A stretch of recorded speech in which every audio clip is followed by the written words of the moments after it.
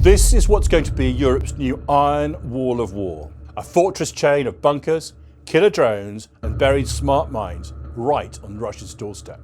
The Baltics have learnt the hard way what happens when Moscow's tanks cross their border, and Putin's latest military build-up suggests he's gearing up to try again.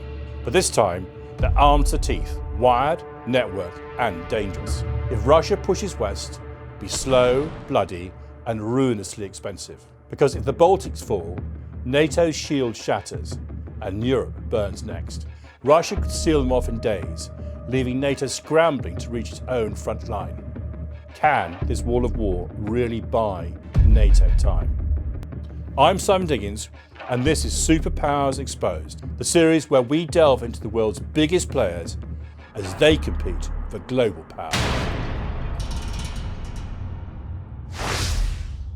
The Baltics location is one of the more dangerous ones in the world. They sit right next to Russia and to Belarus, and there's only a limited distance between them and the Baltic Sea itself, with most of the population on the western side. That leaves them very exposed to Russia if it tries to attack, as indeed has done so in the past. It's also very difficult for NATO to reinforce them. Russia controls the Gulf of Finland to the north, and it'd be very difficult, except for using air or sea, for Finland to reinforce from the north into Estonia. And in the south, one of NATO's weakest areas, the Suwałki Gap, also limits their ability to bring reinforcements in through Poland. If Russia decides to attack, it'd be very difficult for us, NATO, to get reinforcements to them. We've also seen in Poland, and indeed into Estonia itself, drone incursions, and recently we had Russian fighter aircraft flying over Estonian airspace. This was done very deliberately. It's trying to test NATO and trying to see how we are going to react, trying to test us, test our resolve, test our willingness to face up to them when they attack. So what I'd like to do now is look at some of the military hardware and the comparisons we need to make between the forces in the Baltic and Russia itself. It's quite clear that in terms of just sheer weight and force of numbers, Russia in many cases has a predominance. Let's drill down now one level beyond that and look at some of the detail of the equipment itself, recognizing in many cases, for example on the air power side, it will be NATO aircraft from other countries who will be initially opposing the Russians.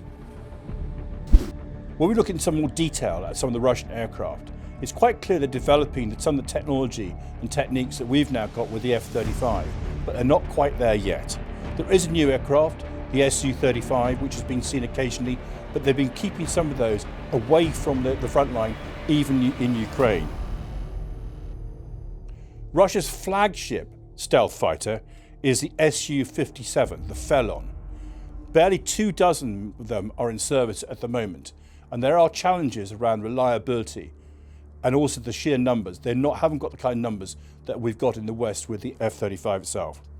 Arguably, it's more showpiece than super weapon. In terms of the Baltics and their air defence, as we noted earlier, they have no fighter aircraft of their own.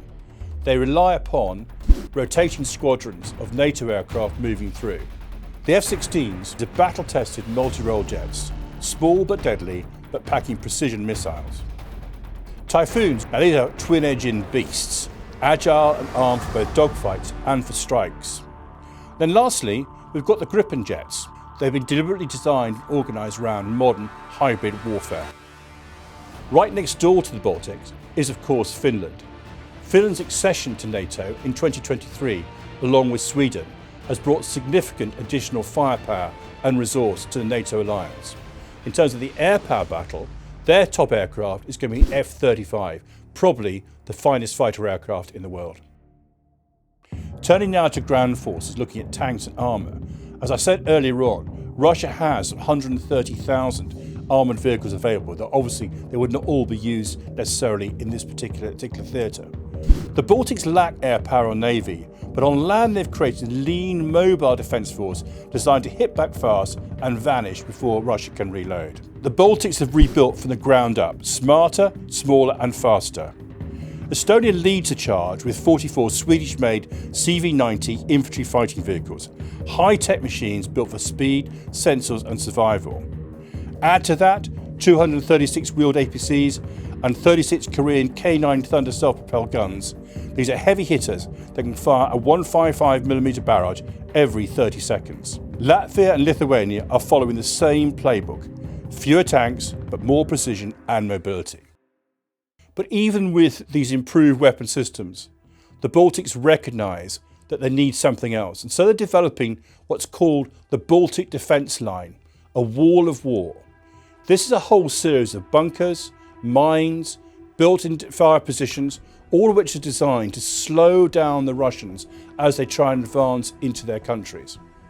It's not so dissimilar to what Poland's building, the so-called Eastern Shield, but this is a significant barrier all the way along the boundary between the Baltic states, Russia and Belarus. All of this is going to make Putin more nervous and more worried about when and if he decides to attack. On the one hand, if they wait and allow the Baltic states to build this defensive wall, any attack by Russia into that area is going to become much more complicated, much more bloody and much more expensive.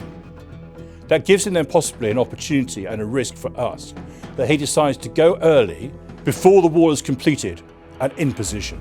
The real issue, the real challenge looking at this as a strategy is even when it's completed, will it hold long enough to stop Russia while the Baltic states are waiting for NATO's reinforcements? One of the things we do know is that Putin's been testing NATO's will and resolve. Fundamentally, he does not believe that NATO will go to war over the Baltic states. But even with the defences that the Baltics have put in place, they recognise that they cannot hold Russia forever. So in broad terms, their expectation is they need to hold Russia for a minimum of 2 weeks. I think that will be a critical time for the West to develop the resolve it needs and to try and get reinforcements into those countries itself. And that critical 2-week period is when Putin would push as hard as he could, take as much as he could, all the time, trying to tell the West, trying to tell NATO that he had no intention of going to war with what you might regard as NATO proper, in other words, the old Western powers, but was merely trying to restore what he regards as his legitimate sphere of influence. Now let's look at their personnel. Russia commands 1.3 million active troops, one of the biggest fighting forces on the planet. If you add in the reservists and paramilitary, you're looking at over 3.5 million personnel available for security and defence. If we take the Baltics and Finland together, there's some 70,000 active troops. But the key thing here is over 500,000 reservists are trained and waiting for mobilisation. These may be tiny nations with tiny populations, but every citizen is a potential soldier. And conscription here is not controversial. It's very much seen as part of national identity. But there is one factor which is not being included in any of our calculations so far, and that is the will to fight. It's expressed best in Finland, where they talk about a concept called sisu, which means reliability, it means determination, it means grit. They know what occupation by the Russians looked like, and they're not prepared to allow it to happen again. So they're prepared to fight. Napoleon said, the moral is the material is 3:1. In other words, armies with high morale will always do better than those who simply rely on materiel. Now let's look at some of the flashpoints where war can actually break out. The first one is the Suwałki Gap, and that would instantly involve Lithuania in any fighting. And this would be an advance from the Belarus through Lithuania to the Kaliningrad exclave, cutting off the Baltic states from the south. The second, and perhaps the most likely direct attack into the Baltics, though, is in the north, into Estonia itself. Estonia has a large Russian minority population. It's very easy for Putin to manufacture a claim that they have been oppressed or that they have been in some way downtrodden. That's exactly the same excuse that he used in eastern Ukraine in 2014. It'd also then be very straightforward for the Russians to attack directly into Estonia, and in so doing, they would make it very difficult for the Finns and other people to reinforce as well. If we need to understand why the Baltic states think the way they do, we have to understand a little bit of their history. Let's go back to 1940, where the consequences of the Ribbentrop-Molotov Pact became clear. As part of that pact, along with the division of Poland, the Baltic states have been assigned to the Soviet Union. and over a period of a year or so, Russia gradually took control. It started by demands to the Baltic states to hand over military bases, progressed then through political control, through communist cadres in the country, to full-scale occupation at the end of 1940. During the course of World War II, the Germans then occupied the Baltic states, but when they were thrown out in 1945, that's when the true oppression and repression took place. Thousands of people were executed, hundreds of thousands were deported from the Baltic states, and large numbers of Russians were moved into the area in order to improve the degree of control the Soviet Union had over those states. That's what the Baltic states remember, and that's what they're not prepared to allow to happen again, and that's why they're so prepared to fight. Three small but defiant nations standing between Europe and the Russian bear. But can a few million people really stop a superpower? Can this wall of war buy NATO enough time, or will Putin's next gamble push Europe into its most dangerous standoff yet? Because of the Baltics fall, NATO's shield shatters and the world changes overnight. The Iron Wall won't stop Russia forever, but it could slow Putin long enough for NATO to hit back, and that delay might be the difference between a regional fight and a continental catastrophe. You may agree, you may disagree, or have your own theory. Please tell us in the comments, and then also let us know which superpowers you want us to expose next.